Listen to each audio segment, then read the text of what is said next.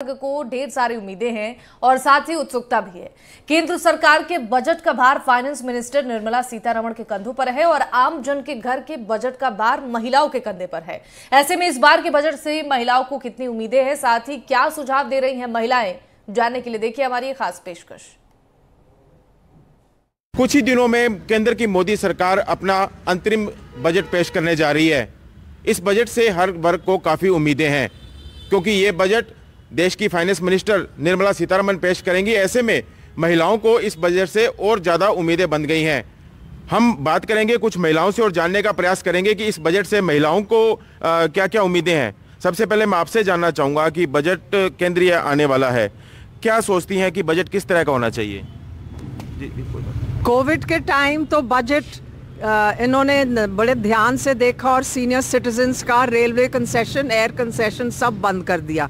अब कोविड तो ख़त्म हो गया है, हम यही चाहेंगे कि अब फिर प्लीज़ हमें हमारा रेलवे कंसेशन और एयर कंसेशन दे दो, नहीं तो हमारा आना जाना बहुत महंगा पड़ रहा है, बहुत मुश्किल पड़ रहा है। बिल्कुल, रेलवे कंसेशन है उसको वापस से शुरू करने की मांग की जा रही है। आपसे जानना चाहूँगा, आप क्या सोचती हैं कि किस तरह का बजट होना चाहिए? मैं सोचती हूँ ऐसा बजट होना चाहिए जिससे कि जो मध्यम वर्ग है, जो लोअर मिडिल क्लास है, उनको बहुत फ़ायदा हो। बिकॉज आई थिंक जो बजट जो बना है, पहले बना है, उससे गरीबों को बहुत मार पड़ी है। लाइक आप रसोई का देख के चलिए तो उसमें बहुत ज़्यादा दालों के रेट्स बढ़ गए, गैस सिलेंडर्स के रेट बढ़ गए, और उसके बाद ट्रांसपोर्टेशन बढ़ी, डीजल के रेट बढ़ गए, पेट्रोल के और उससे क्या हुआ, ट्रांसपोर्टेशन बढ़ी। ट्रांसपोर्टेशन से क्या हुआ कि गरीबों को बहुत मार पड़ी। उन लोगों की हर चीज़ महंगी से महंगी होती गई, और तो गरीब वर्ग को तो बहुत ज़्यादा इस चीज़ से आई थिंक कुछ ऐसा बजट बने जिससे कि उनको भी फायदा हो और सभी जनता भी प्रॉफिटेबल हो उससे। बिल्कुल, रसोई गैस का तो 450 के अंदर देने का वायदा किया, उससे लगता है कुछ फर्क पड़ेगा? No, but I think that is only meant for जो थोड़े बहुत लिटिल क्लासेस के, like it's minority only, not for everyone. तो आप उसमें सभी को काउंट नहीं कर सकते। Like lower middle class is okay, उनको मिला है कई जनों को, बट नॉट टू एवरीवन। सभी के लिए होना चाहिए, सभी के लिए, नॉट लाइक हायर क्लासेस के लिए ऑफ कोर्स जो अफोर्डेबल कर सकते हैं, लाइक जो अमीर से अमीर लोग हैं, बट स्टिल उनसे भी अपर मिडिल क्लास के लिए भी थोड़ा सा ये होना चाहिए। बिल्कुल, आपसे जानना चाहूँगा, आप क्या सोचती हैं?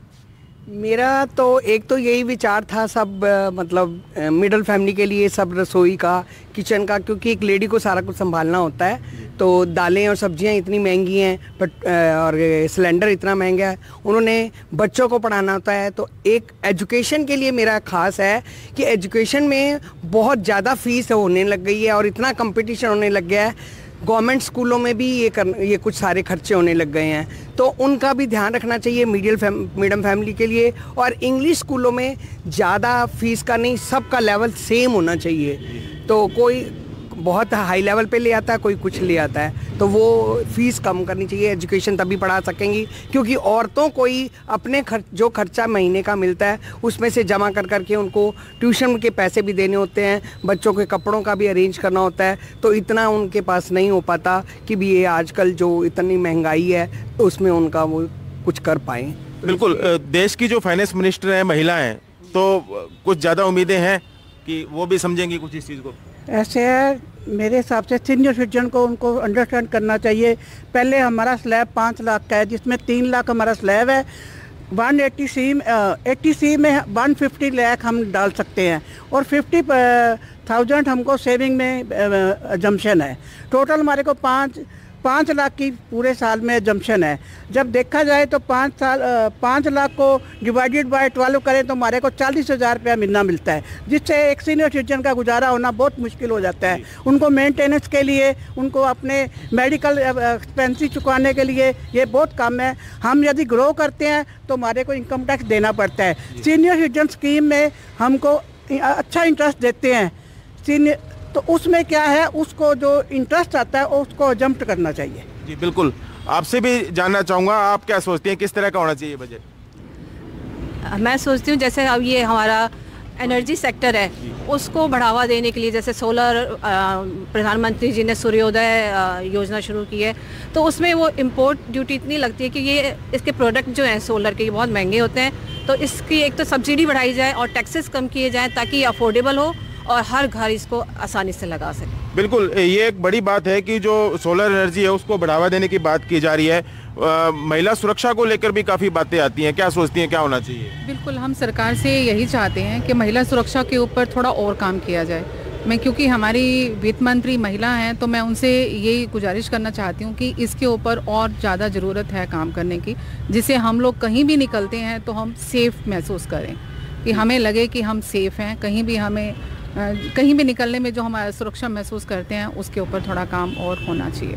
जी बिल्कुल, सरहदी जिले में बैठे हैं गंगानगर में, यहाँ पूरे देश में सबसे अधिक महंगा पेट्रोल डीजल मिलता है, महंगाई भी बढ़ती है, क्या सोचती हैं क्या होना चाहिए आप बता दीजिए? सही बात है, मैं यही बोलना चाहती थी कि यहाँ पे सबसे महंगा पेट्रोल है, गोल्ड सबसे महंगा है।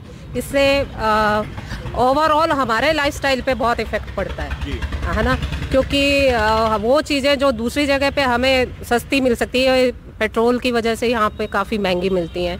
और इसके अलावा और भी वुमेन एम्पावरमेंट पे भी मैं बोलना चाहूँगी कि ज़्यादा से ज़्यादा वुमेन के लिए रोज़गार एम्प्लॉयमेंट के बारे में भी ध्यान रखा जाए, ये मेरा ख्याल है। जी बिल्कुल, आपसे भी जानना चाहूँगा कि आप क्या उम्मीदें लगाई बैठी है बजट से? मेरे विचार से मैं जो आज का यूथ है, जो यंग जनरेशन है, उनको डिग्रियां दी जा रही हैं लेकिन उन बेरोज़गार हैं। आज डिग्रियां कर करके हमारा यूथ बेरोज़गार घूम रहा है, तो इस बजट में उनके लिए कोई प्रावधान ज़रूर होना चाहिए ताकि आज का यूथ निराश ना हो। जी बिल्कुल, आप बताइए आप क्या सोचती हैं? हम सोचते हैं कि महंगाई और इतनी नहीं होनी चाहिए कि हर कोई अफोर्ड, सब बराबर लेवल होना चाहिए सब में।